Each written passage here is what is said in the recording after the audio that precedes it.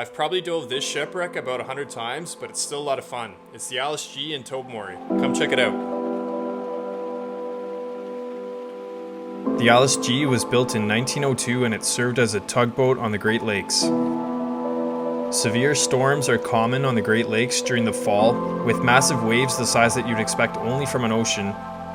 Unfortunately for this wooden steam tugboat, it was caught in one of such storms. In November 1927, it met its final resting place 25 feet underwater near the shoreline. Because the water in Tobermory is so cold and pure, the wooden shipwreck remains well preserved almost a century later.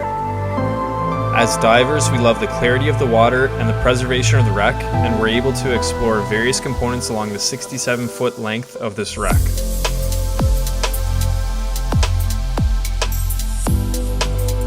See if you can recognize some of the various intact parts of the ship that my friend Ryan and I dove. There's the smokestack, the boiler, steam engine, propeller, railings, and lots of deck boards.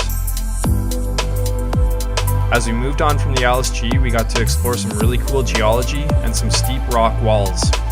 The calm, sheltered water also makes a perfect place for Ryan to practice his bubble rings. After he nailed a perfect bubble ring, we went on to check out some of the other shipwrecks nearby. There are 3 other wooden tugboats, and all of them are in pretty bad condition, but they're still fun to explore.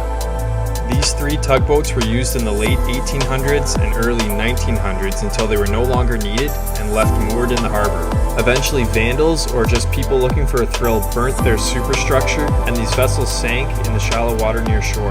Some scuba divers were taking lessons, and as you can see, they really need to work on avoiding mucking up the bottom.